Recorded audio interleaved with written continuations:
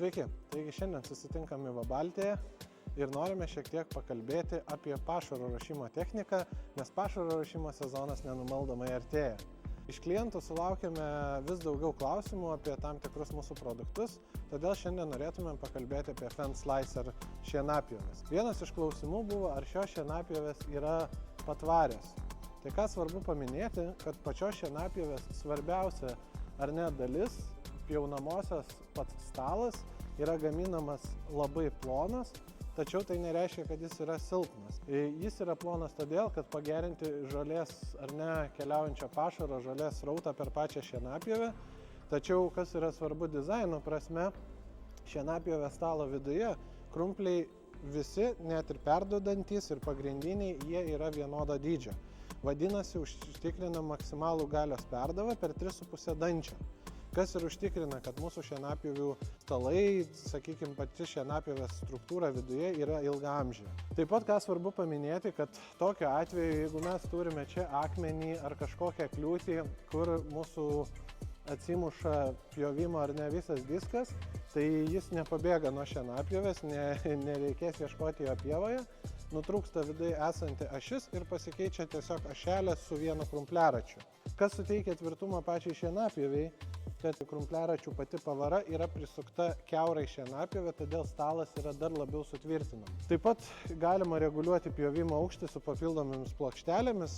Pailginti šienapjovės tarnavimo laikui taip pat turime apsaugą nuo kliūties, jeigu, sakykime, atsiremtumėme į stulpą, į medį, kas dažnai nutinka mums dirbant laukuose, kaip jauname pievų pakraščius. Taip pat sezono metu yra labai svarbu lengva šienapjovių priežiūra, kadangi laukuose mes to laiko neturim begalės, todėl mes priežiūros didelės ir neturim šienapjovėm. Iš esmės tai yra keli tepimo taškai, kuriuos laikas nuo laiko reikia sutepti. Ir žinoma, vienas sunkiausių ar ne darbų ir ką dažniausiai reikia daryti, tai keisti šienapjovės peiliukus. Tai, kad tai būtų paprasta, ar ne, mes turim įrankį, kurio pagalba tiesiog atlenkiam, pakeičiam peiliuką ir mes jį užlenkiam. Viskas, peiliukas pakeistas, tai pakeičiam visus peiliukus ir galim darbuoti. Taip pat labai svarbu, ar ne, yra kopijavimas. Todėl Fendslicer šienapjovės savo gamoje turi, ar ne, tam tikrą sistemą, kuri yra vadinama Turbo Lift ir jos puikiai atkartoja mūsų dirvos paviršių netgi sunkiausiamis sąlygomis. Ką svarbu paminėti ir kas turbūt yra matoma gerai šiuo atveju, tai yra mūsų priekinė šienapjovė, kuri turi 3D kopijavimą. Ypatinga sistema ar ne Turbo Lift, kadangi mes galim užduoti tam tikrą slėgį ir važiuojant lėčiau mes galim naudoti mažiau slėgio, taip negadindami pašaro ar augančios žolės jūsų pievoje. Ir jeigu važiuojame greičiau ir mums reikia, kad šienapjovė stipriau sukopijuotų, tokiu atveju mes galime padidinti slėgį. Taip pat, kas svarbu, kalbant apie priekinę šienapjovę ir kopijavimą, tai kad mūsų šienapjovės dizainas yra toks, kad šienapjovė yra traukiama. Todėl jinai daug lengviau atkopijuoja, sakykime, ir atkartoja mūsų dirvos paviršių. Kalbant apie išmanesias technologijas Fendslicer šienapjovėse, ar ne, turime galinę tandeminę šienapjovę su plaušintuvais, kurie gali plaušinti pašarą kintamą normą.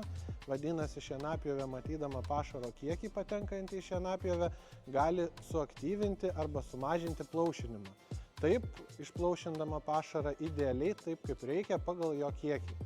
Taip pat turime išmanius konvejerius, kurių greitį galima reguliuoti nepriklausomai, taip sumetant pašarą kuo patogiau. Taip pat važiuojant šlaitais, priekinė šienapjovė gali pasistumti iki 20 cm į vieną ar į kitą pusę priklausomai nuo galinės. Šios šienapjovės gali bendrauti per isobus jungtį, taip matydamas viena kitą ir galėdamas dar geriau pjauti ir kokybiškiau pjauti jūsų pašarą.